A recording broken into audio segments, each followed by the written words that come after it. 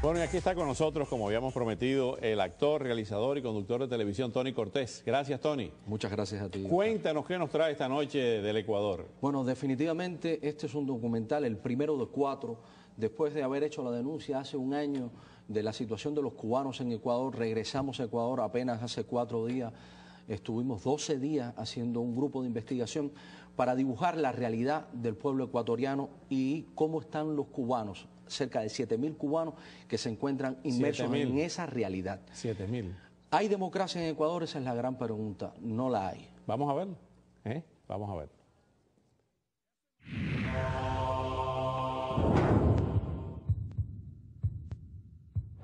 ...30S. El 30 de septiembre de 2010, el presidente Rafael Correa se enfrentó a la Policía Nacional del Ecuador, que exigía respeto a sus conquistas laborales. Hubo 5 muertos y 200 heridos. El gobierno aprovechó la situación para acusar de conspiración a opositores, medios de comunicación y policías. Las declaraciones del coronel Carrión, director del hospital donde se sucedieron los hechos, enfurecieron a Correa. Es el que da las declaraciones que el presidente nunca estuvo secuestrado, el que sale en CNN. ¡Pedazo de majadero! Tú eres mi subalterno y no puedes estar por tus intereses y odios personales tratando de hacer quedar como mentiroso. Aquí es tu jefe. Que el señor inmediatamente afuera del hospital de policía, afuera de la Policía Nacional, y hable con el señor fiscal, porque este señor es parte de la conspiración. El coronel Carrión fue apresado por la pública rabieta presidencial y se le acusó de magnicidio. Han puesto en prisión 116 días, 116 días, a un inocente. A los 7 meses, Carrión fue liberado. El gobierno presionó y los jueces que ordenaron la libertad del coronel fueron destituidos. Caso El Universo. Por el artículo de opinión titulado No a las mentiras del periodista Emilio Palacio, que critica la orden de abrir fuego a discreción y sin previo aviso contra un hospital lleno de civiles y gente inocente, Correa demandó al periodista y al diario El Universo por calumnias en su contra, exigiendo como resarcimiento $80 millones y prisión para los acusados. En el juicio no se respetó el debido proceso, se agredió físicamente a los acusados y se evidenció la subordinación de ciertos jueces ante el Ejecutivo.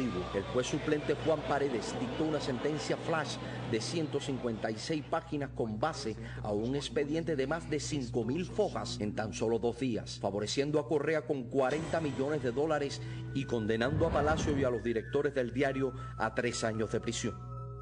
Que ni Emilio Palacio ni los Pérez tuvieron ese derecho, no fueron juzgados por jueces independientes. El asambleísta César Montúfar denunció y comprobó que el juez Paredes no redactó la sentencia, sino Gutenberg Vera, el abogado del presidente.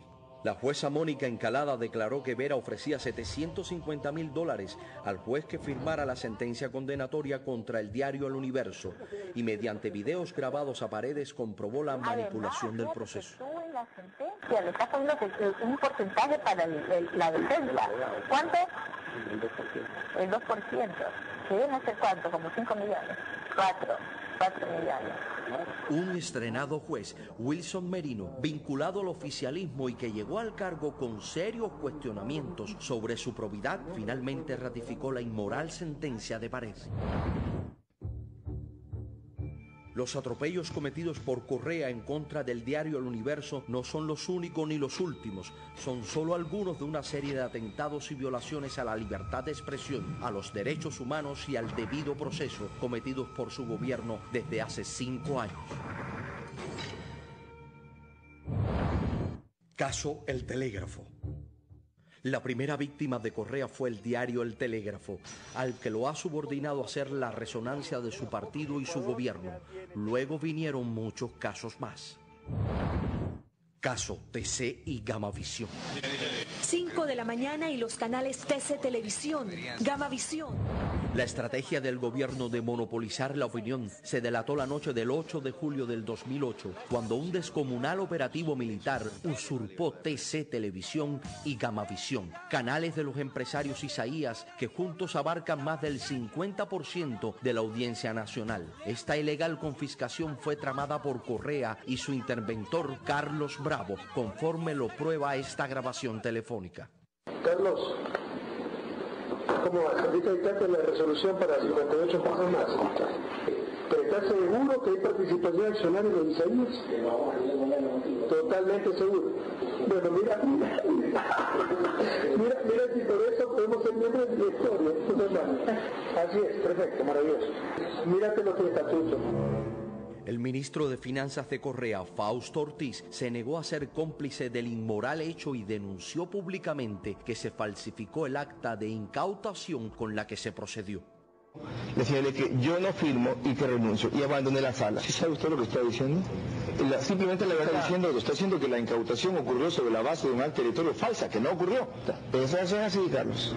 El 15 de enero del 2010, 3 conjueces de la Corte Nacional de Justicia confirmaron que los hermanos Isaías no cometieron peculado. Acto seguido, el oficialismo los defenestró. Fueron enjuiciados y prohibidos de ejercer cargos públicos de por vida. El mismo juez Merino que confirmó el fallo del diario El Universo dictó el 11 de abril del 2012 sentencia condenatoria contra los empresarios Isaías, permitiendo a Correa seguir usando los canales confiscados TC y Gamavisión a su favor. No se explica cómo Merino conoció en tan solo un mes un caso que lleva 13 años, que pasó por 54 jueces y que tiene 30.000 fojas.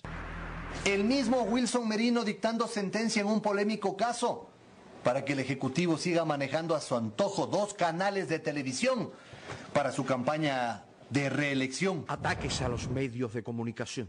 Esta es la prensa corrupta, señores. Farsante, sinvergüenzas, pura basura. Ustedes son unos hipócritas, pura porquería, de esa carroña.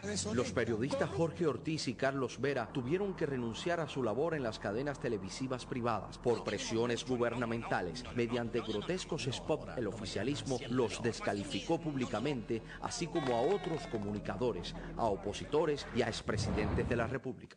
Caso Revista Vanguardia.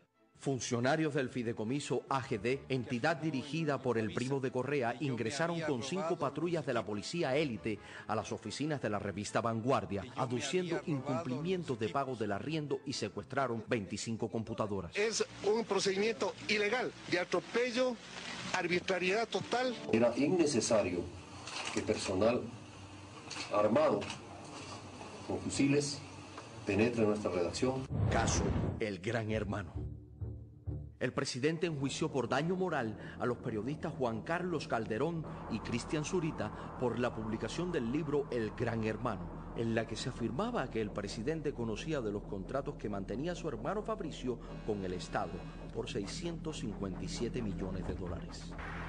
Si nos dijo eso fue el señor Fabricio Correa. Rafael todo sabía. La ley Mordaza. Pero mientras más nos ataquen, más medidas concretas tomaremos, les callaremos la boca. Hay que legislar para sancionar a los periodistas corruptos.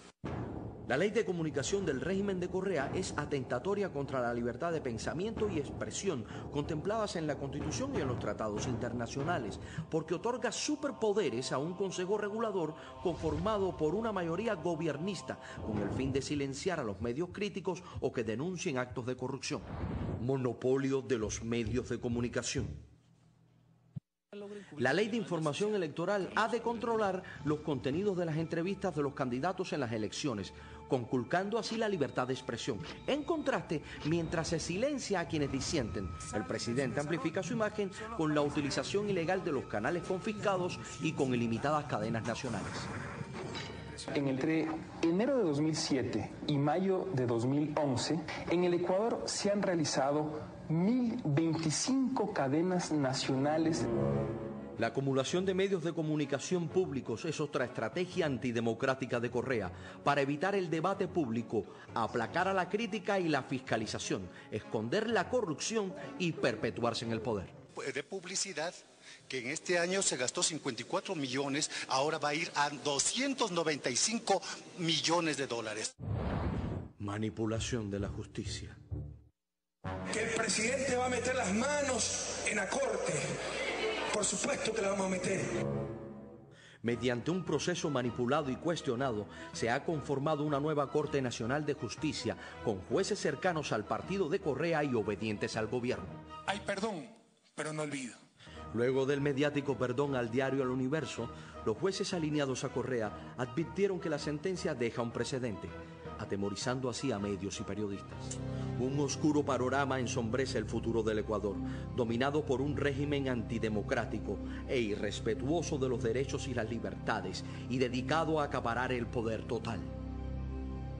Escúcheme bien, el presidente de la República no es solo jefe del Poder Ejecutivo, es jefe de todo el Estado ecuatoriano. Y el Estado ecuatoriano es Poder Ejecutivo, Poder Legislativo, Poder Judicial. ¿Hay democracia en Ecuador? Esa es la pregunta. Bueno, Tony, al final te lo hacemos a ti. ¿Hay democracia en Ecuador? No la hay. No la hay. Oye, gracias y seguimos con otros segmentos que tienes. 4. Correa, la sonrisa de la traición. La sonrisa de la traición. Muchas gracias, Tony. Gracias. Cortés.